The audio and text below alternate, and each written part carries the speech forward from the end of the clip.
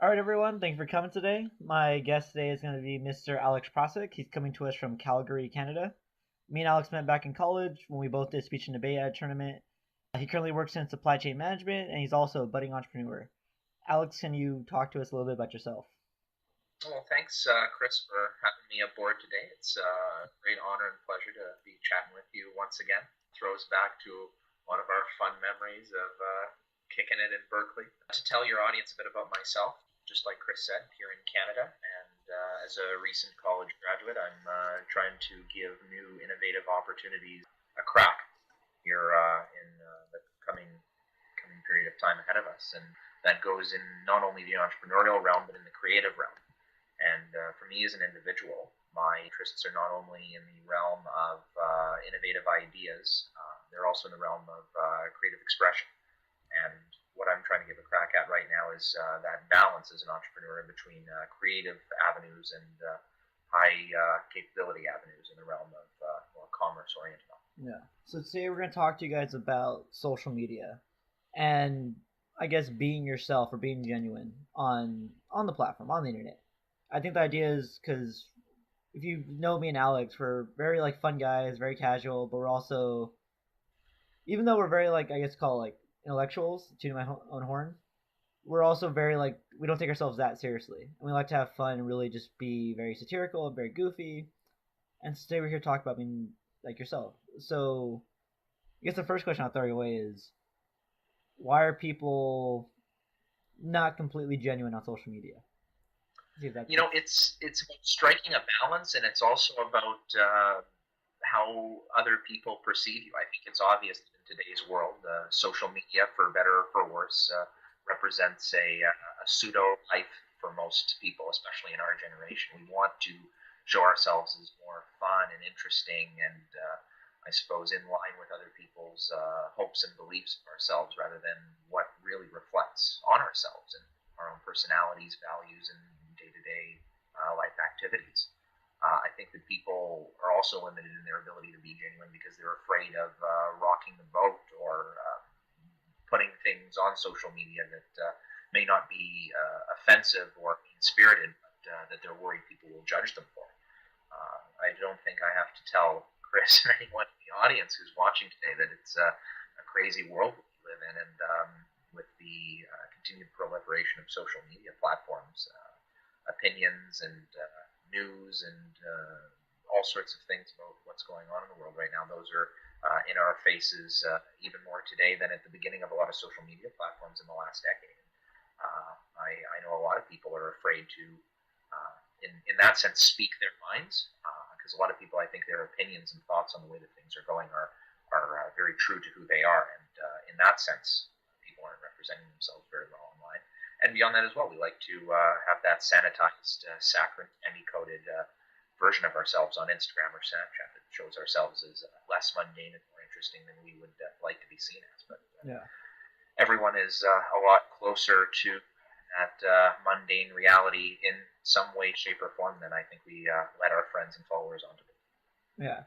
Well, so the reason why like I chose you as a guest to talk about this, because like I follow you on Instagram and Facebook, like I feel like you post stuff that's so out there and it's hilarious. Like on Instagram, I don't know if it is right now, but your profile photo is like some like is it a drag queen? Is it a chick? Like what's the Well, it's story? Khloe Kardashian, and I'm sure she'd be very flattered to hear your first description. Oh wow. I hope Chloe's watching, because that would be a real fine introduction.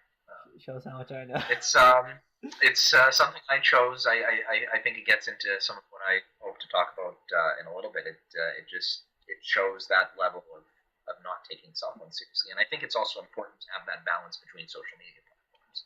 LinkedIn is not Facebook, and Facebook isn't Instagram. And, along the spectrum, there's room for you to be genuine but show different forms of yourself.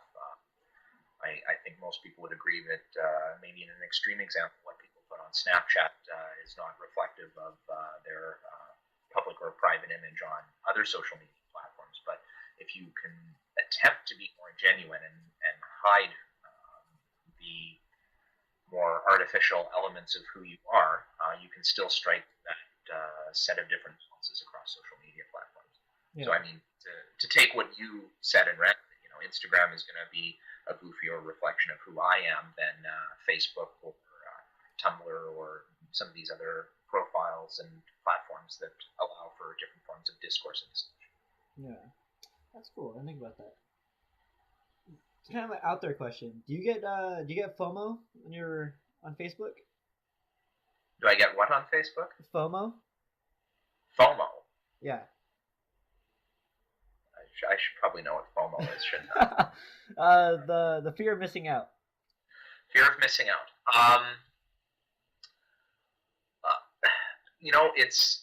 It's something that was a bigger concern for me in the past, and I think that my inward reflection as an individual, especially in the time immediately following my graduation from college, I don't think it's as big a concern as it used to be. The fact of the matter is, if you're putting in the effort to engage with your friends and make sure that they're appreciated and that you're appreciated in a social sense, that fear of missing out, I think, goes away. At least speaking for myself and in my circumstances, I try and not let myself be bothered by what I see on social media, unless it's something that's quite clearly and egregiously a sly bit of shade on me. But that's not always the case, and I think, worry about that too much and make assumptions about the way things are. That just like the other elements of our social media realities aren't necessarily true. Perhaps more positive than we're being led on. Yeah. Would you ever consider just unplugging from social media in general and just like killing it all, like deleting Facebook, deleting Instagram, kind of just being focused in life, or do you feel you'd be too distracted? I would never say never.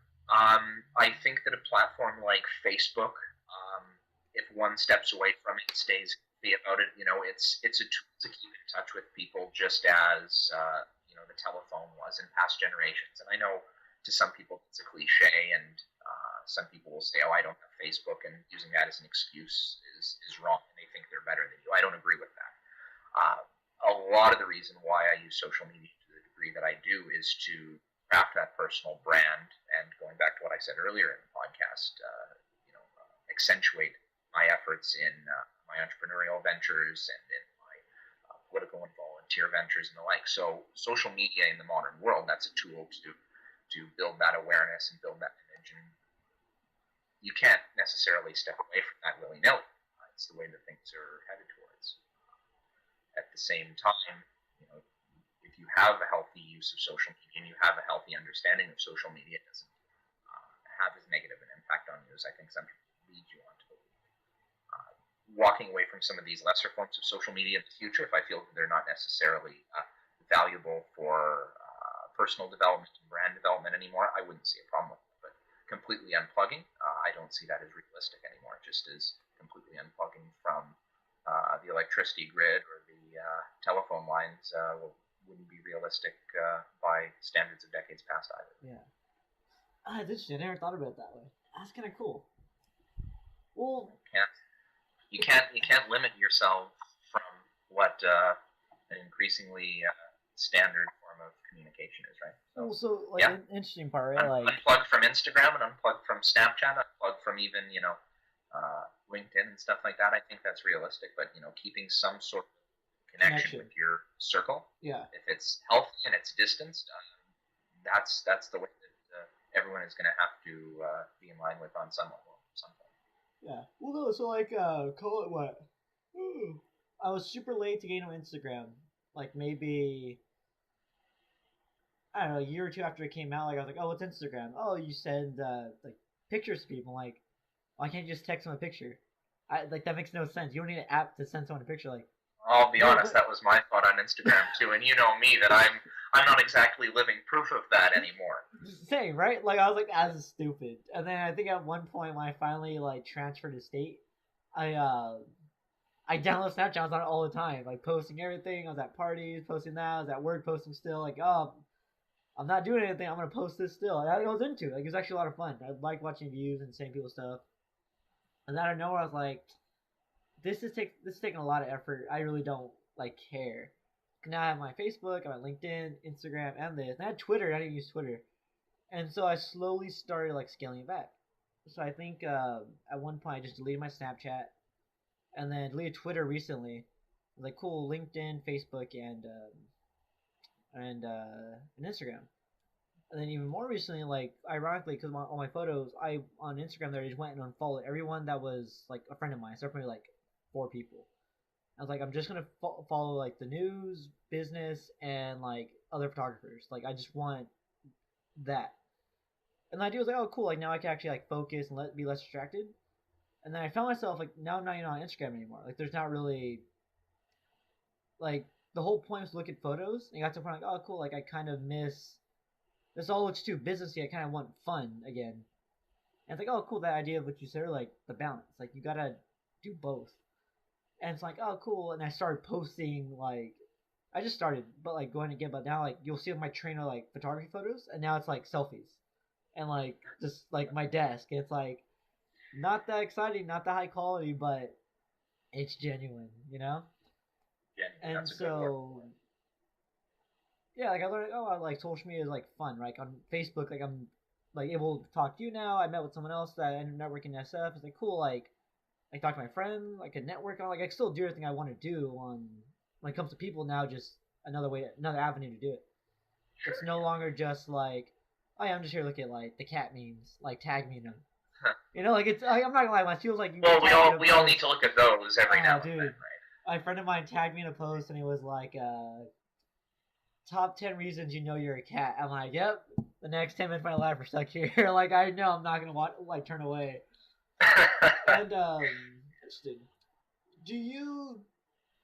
So you post a lot of fun stuff, and I always see a lot of people engaging with it. Do you? When you post something, are you constantly looking back and refreshing your page to see like, okay, how many likes did I get? Did I get any comments? Like, let me see if this stacks up. Do you ever find yourself doing that? I think that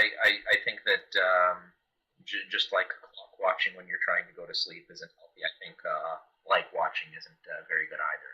And we've seen a lot of just commentary in society as well as scientific psychological studies that show that obsession with likes isn't really beneficial for anyone involved. And for me, I certainly want to get as many likes and points of engagement through my social media as possible, and that's a metric that I track. But the idea that I'm looking at my phone every time a like comes by, and that I'm meticulously going line by line, seeing who liked it and who didn't, I don't do that. I don't think that that's productive, and it's not healthy either. Yeah.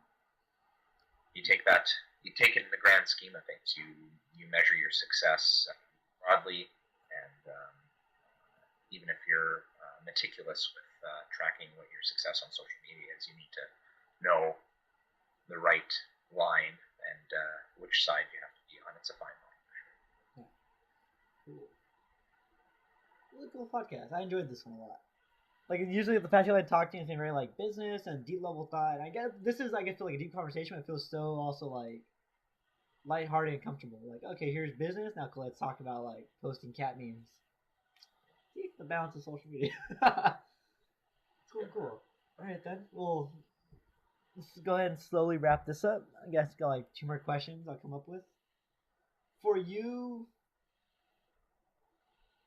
I feel like you're very self-aware. Where you're like, okay, like I know this is unhealthy. I should obsess over likes, but I know a lot of people that's all they really care about. So for you, if you ran to that person, would you tell them like, hey, you really shouldn't worry about this, or would you just like, no, what, do your thing? It's well, shit. That's a tough question, right? There's, I'd say that just like any issue with one's character or personality, you need to consider the context and the circumstances. Are they your friend? Is this something that's particularly problematic? Is it affecting their life?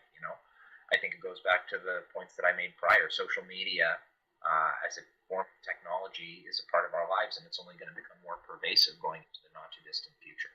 And it presents unique problems for people's day-to-day lives, like any other problem in society does, technological or not. And if someone shows unhealthy habits with social media, just like they do unhealthy habits with hygiene or with personal relationships or abuse of substances, and put anything down on that list, it would be approached the same way. You need to be aware of what the breadth of the problem is. You need to be aware of who it is that this problem is occurring to. Are they someone who's close to you? Is it appropriate to bring it up? Is it appropriate to push forward solutions for them and try and get them on board? You have to consider all the circumstances that you would in any other conversation that has that personal improvement and psychological aspect to it. It's just not a simple one and done answer. It's just the same as any other problem that we face as individuals in society. Yeah. Interesting. That's tough. Cause I've run into multiple friends where I call it like a fun little like tease, but there's time for people like, hey Chris, you didn't like my photo. It's like, oh yeah, I know. Like, did you see? Like, oh yeah, it's a cool photo. It's like, why didn't you like it? It's like, what? I don't know. I didn't care. Like, it was a good photo. It's like, can you go like it? It's like, why? Like, we are right also, here. Yeah. Like certainly I wouldn't deny that. I'd like to think that this has never been a huge problem for me, but yeah, in the past, I wouldn't lie to you that I was more bothered then than now with fear of missing out and things that weren't liked and stuff. But think about your own habits, your own social media hygiene, so to speak. You're scrolling through Facebook or Instagram. Sometimes you're just not going to hit the like button. You may have seen a photo, you may have enjoyed it. You may not be purposefully ignoring, but it's just this semi-organic way of flowing through things. I don't like every single status, every single photo that I see. And to think that I would judge someone else knowing that they are probably governed by the same sort of tics and tropes as I am, like that would be ridiculous to hold them to that. I think I gotta start teaching the habit now too. So there's time for one thing I did the other day during my massive unfollow was on Facebook, people that I didn't talk to anymore. Like, if it's not someone in my, I guess not immediate circle, but like a little extended version of that, I was like, you know what, like I met you at a party, or like, hey, I kind of had in class with you, but we didn't really talk, unfollow. No point. But I kept some people that like I haven't talked to in like a year or two, like just because I found this is a really cool person, like it's someone I would want to keep in touch with. But it's like that idea of we call it hoarding like friends. It's like, oh, you're really cool, but I'll talk to you when like it comes up, I guess. Like, oh, like this thing is cool, I'm gonna keep it, not throw it away, but I don't know whenever I use it again.